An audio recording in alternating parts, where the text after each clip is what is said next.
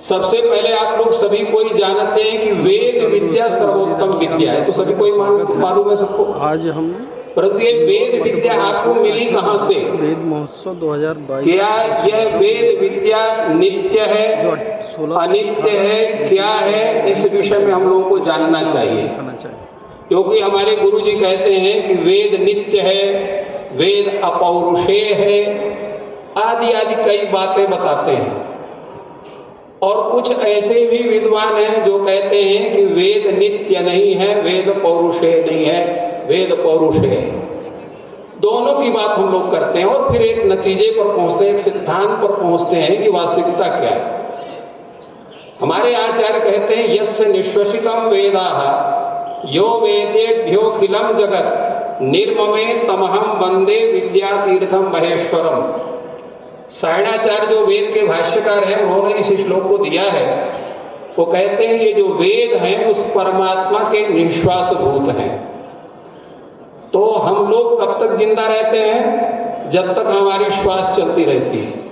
अगर श्वास चलना बंद हो जाए, हृदय की धड़कन खत्म हो जाए, तो लोग, हमारे डॉक्टर लोग हमको मृत घोषित कर देते हैं। तो परमात्मा नित्य है, ये सब कोई मानते हैं। तो जब परमात्मा नित्य है तो उसकी श्वास भी नित्य है। अब जो श्वास नित्य है, परमात्मा नित्य है, तो श्वासभूत जो वेद है ये भी नित्य है।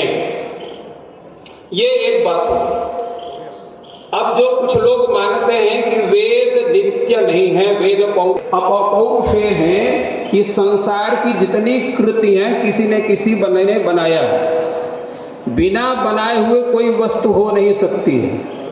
तो जैसे जितने भी शब्द हैं हम लोग बोलते हैं, मुंह से बोले और शब्द ध्वंस हो गए, शब्द की सत्ता समाप्त हो गई। शास्त्र कहता है उत्पद्यते तिष्ठति विनश्यति, तीन ही गति होती है, और जो जिस समय उत्पन्न होता है उस समय वो रहता है। तो उत्पत्तिकालीन सत्ता, और फिर इसके बाद दूसरी सत्ता, और तीसरे में नष्ट हो जाता है। तो इच्छा, क्रिया और ज्ञान, इन तीनों को क्षणाद्वयस्थायी मानता है जितने भी दार्शनिक हैं। तो वेद भी शब्द रूप है। शब्द क्या? उच्चारण रूप है, तो क्रिया रूप हुआ, और जब क्रिया रूप हुआ तो वो भी नित्य नहीं है, अनित्य है, ऐसा लोगों का कथन है। किंतु हमारे जो दार्शनिक हैं दूसरे, वो कौन है? पूर्व मीमांसक, जिनको हम लोग मीमांसक के रूप में जानते हैं। वो कहते हैं शब्द नित्य है। जब शब्द नित्य है तो वेद भी क्या है? शब्द राशि है। तो शब्द राशि वेद वो भी नित्य है। क्यों नित्य है? कैसे नित्य है? तो शब्द का तात्पर्य नहीं होता हम जैसे उच्चार्य वो शब्द है, ये उच्चारण जो क्रिया होती है, जो शब्द ध्वनि होता है, ध्वनि रूप है, उससे जब शब्द चित्र मस्तिष्क में मिलता है, जिसको हम लोग सोच शब्द से जानते हैं। सोच को पद भी होता है, वर्ण भी होता है, वाक्य भी होता है। तो वेद में ये सोचात्मक शब्द विद्यार्थी वो अपौरुष है, दूसरों किसी ने बनाया नहीं है। इसका प्रमाण क्या है कि शब्द वेद जो है वो अपौरुष है। उसके लिए हमारे यहाँ शब्द प्रमाण है और साथ साथ में अनुमानक प्रमाण भी है। अनुमानक प्रमाण क्या है? वेदांत सृष्टि की प्रक्रिया प्राप्त हुई है विष्णु के कश्यप ऋषि नाभि से कमल होता है, कमल में ब्रह्मा होते हैं, ब्रह्मा वहां पर उत्पन्न होते हैं। ब्रह्मा उत्पन्न क्या होते हैं? हमारी प्रक्रिया है। तीनों देवों को एक तत्व और तीन स्वरूप में माना जाता है। ब्रह्मा, विष्णु और शिव, ये तीनों जो है नामना भिन्न है, तत्वतः एक है। तो सृष्टि करने की प्रक्रिया से भगवान श्री नारायण अपने नाभि से योग माया से हम लोग कमल को उत्पन्न करके उस ब्रह्मा को आविर्भूत करते हैं। ब्रह्मा के रूप में स्वतंत्र उनके माने जाते हैं और वेद के संरक्षण का भार इस आयोजन को करवाने के पीछे हमारी जो सनातन धर्म पीछे होते जा रहे हैं, वेदों के सही ज्ञान नहीं मिल रहे, उसको सही रूप से इन विद्यार्थियों को देना है। यहाँ पे लगभग हजारों की संख्या में विद्यार्थी बैठे हुए हैं जो कि अलग अलग जगहों से आए हैं। उच्चारण करने के बाद उसका स्वर साथ में उसको आप लोगों ने पढ़ा होगा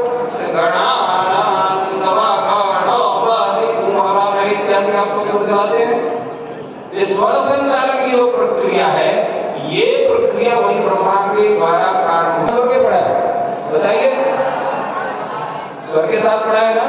इन विद्यार्थियों को पढ़ने की स्वर के साथ आप लोगों ने वेद पढ़ा, तभी वेद विश्वामित्र ऋषि विद्यार्थी, अस्तेन वेदम यो धीरे, श्री गौतम ऋषि विद्यार्थी स्वरवर्णार्थ संयुतम, बच्चों को बैठा के यहाँ वेदों का ज्ञान अस्त स्वर के साथ स्वर और वर्ण के साथ वेद का अध्ययन वही वैदिक है।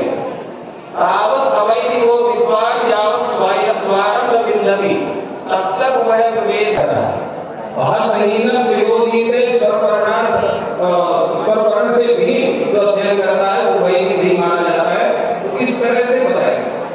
अब ये कहा जाता है कि जब वेद नित्य है, क्योंकि संस्कृत वेद परंपरा से प्राप्त है, आगे बढ़ाने में बीच में ऋषियों का कहाँ से आएगा? इस मंत्र का ये ऋषि होता है, इस मंत्र का ये ऋषि होता है, इस मंत्र का ये ऋषि होता है। वशिष्ठ ने इसने मंत्रों का दर्शन किया, फला ने इसने मंत्रों का दर्शन किया, ये कहाँ से आ गया? वेद नित्य है, वेद चले आ रहे हैं, प्रमाण पढ़ाया, इसके बाद ऋषियों को पढ़ाया, ऋषियों ने अपने जो है पुत्र आदि को, शिष्यों को पढ़ाया, परंपरा से चले आ गए। हम लोगों ने भी वेद अपने गुरु से पढ़ा और अपने छात्रों को पढ़ाया, तो ऋषि बीच में कहाँ से आ गए? तो उसका तात्पर्य ऋषियों ने उन मंत्रों को दर्शन किया। कभी कभी ऐसा होता है, स्थिति होती है कि किसी मंत्रों का स्वरूप परंपरा के विच्छिन्न होने से तब मंत्र या वो जो है उन्मुक्त हो जाते हैं, तो वो ऋषि जो है, जो सतयुग में जो ऋषि हैं, वो अपने तपस्या से उन मंत्रों का साक्षात्कार करते हैं। उनके मंत्र वो प्रकट होते हैं उनके जो है मस्तिष्क में। इसको हम नहीं बोल रहे हैं, इसको स्वयं वेद कहता है। स्वयं जो है बृहदारण्यक में कह रहा है कि अस्य महतो भूतस्य निश्वसितम एतत् ऋग्वेदो यजुर्वेदः सामवेदो सर्वाणि रसः। अभी चारों वेद की चर्चा हमारे आचार्य राजेश्वर मिश्र जी कह रहे थे। तो यहाँ पर बृहदारण्यक चारों का उल्लेख करता है।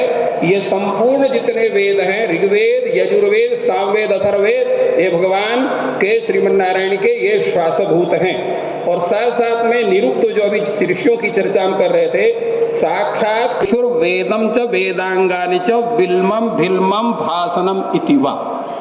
इसमें आचार्य सायण कहते हैं कि जो ऋषि अत्यंत तपस्वी थे, उन्होंने उन मंत्रों का साक्षात्कार किया और अवरेभ्यो असाक्षात्कृत धर्मस्य, ऐसे ऋषि जो उन मंत्रों का अपने तपश्चर्या से साक्षात्कार नहीं कर सकते थे, उन मंत्रों को उन्होंने ऐसे ऋषियों को, ऐसे वेद जो है अपने शिष्यों को प्रदान किया। और उपदेशाय ग्लायंतो वरे बिल्म ग्रहणाय इमं ग्रंथम समाम्य शिशु, और उपदेश के द्वारा जो उन मंत्रों का साक्षात्कार न कर पाने से ग्लानि से युक्त होते थे, उनको शीघ्र ही उसका भाषण कराया। और केवल वेदों का नहीं, वेदम च वेदांगन, वेद का भी ज्ञान कराया और वेदांगों का भी ज्ञान कराया। अब एक प्रश्न उठता है, बहुत से लोग कहते हैं कि वेद पहले है कि वेदांग पहले है। ये भी एक प्रश्न है, इसका भी जानकारी होना चाहिए। वस्तुतः वेद और वेदांग एक साथ ही परंपरा में हैं। हमारे जो महाभाष्यकार पतंजलि वो कहते हैं, ब्राह्मणेन निष्कारणो धर्मः षडंगो वेदो ध्येयो ज्ञेयश्चेत्। ब्राह्मण का ये निष्कारण धर्म है, ये नहीं कि वृत्ति के लिए उसका अध्ययन करें कि हमको नौकरी मिलेगी इसलिए अध्ययन करना चाहिए, या हमारा सम्मान होगा इसलिए हमको वेद पढ़ना चाहिए, या हमको लोग हमारी पूजा करें, सम्मान करें इसलिए हमको वेद पढ़ना चाहिए, या लोगों से हमको दक्षिणा मिलेगी इसलिए वेद करना चाहिए। ऐसा कुछ नहीं। एतत् मम कर्तव्यम, वेद रक्षणम मम कर्तव्यम, वेद रक्षा करना हमारा कर्तव्य है, ऐसा समझ करके उनको सांग वेद का अध्ययन करना चाहिए। क्यों, जैसे हमारा पूरा शरीर है, तो हमारा शरीर जब उत्पन्न हुआ है तो ऐसा नहीं है कि मुख पहले उत्पन्न हो गया, हाथ पैर बाद में उत्पन्न हुए, पेट बाद में उत्पन्न हुआ, पैर बाद में उत्पन्न हुआ। हम लोग सबको ही अपने माँ के गर्भ से एक साथ ऐसा ही शरीर लेकर के उत्पन्न हुए। छोटा सा शरीर था, धीरे धीरे इतना बड़ा हो गए। इसी तरह से ये विद्या वेदांग के साथ वेद विद्या का स्वरूप उत्पन्न हुआ है, ब्रह्मा के साथ साथ और पूरी परंपरा में संप्राप्त है।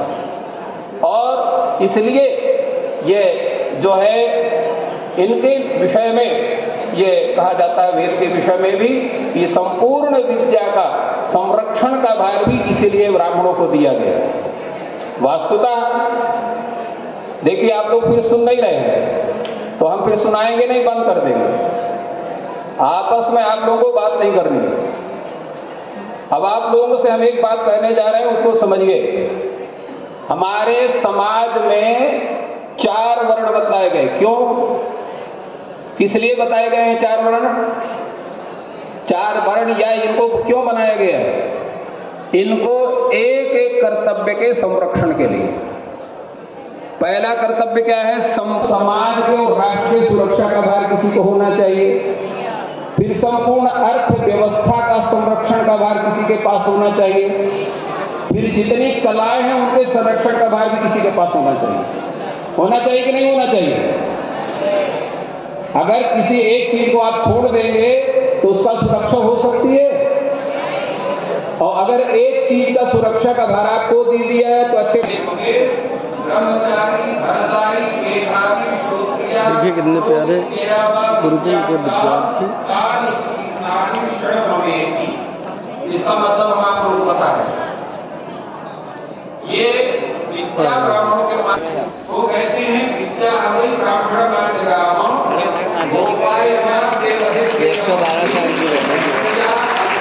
दोस्तों, ये हमारी माता जी हैं जो 116 साल की हैं। 116 नहीं है, 16 साल। बनारस का पंडित क्या बोलता है, वो भी आए हैं।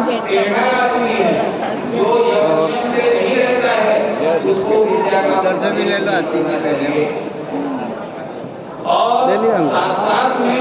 पूरा हुआ फॉर्म। दोस्तों, यहाँ अब प्रदर्शनी लगाई गई है, वेद प्रदर्शनी, और उसको मैं आपको दिखाना चाहूँगा।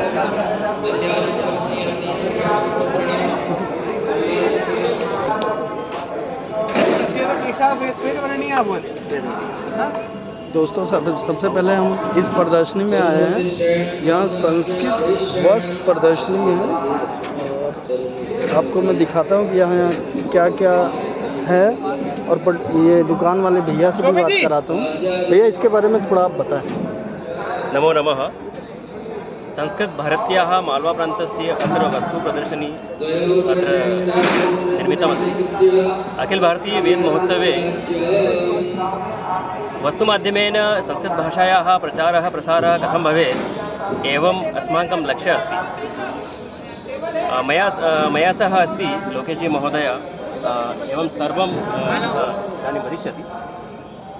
सर्वेभ्यः नमस्कारः। अस्मिन् कार्यक्रमे या प्रदर्शनी स्थापिता अस्ति, अस्यां प्रदर्शन्यां सर्वेषां वस्तूनां नाम संस्कृते वर्तते। यथा वयं खादामः, प्रतिदिनं खाद्यसमूहं खादामः, यथा मलाई, गुलाब जामुन, कचोरिका, पिष्टा, एतेषां सर्वेषां नाम संस्कृते वर्तते। यथा इडली, शाल्यपूपः, कडी, तेमनम्, इमर्ति, अमृति, पुलाव, पुलाकः, अग्रे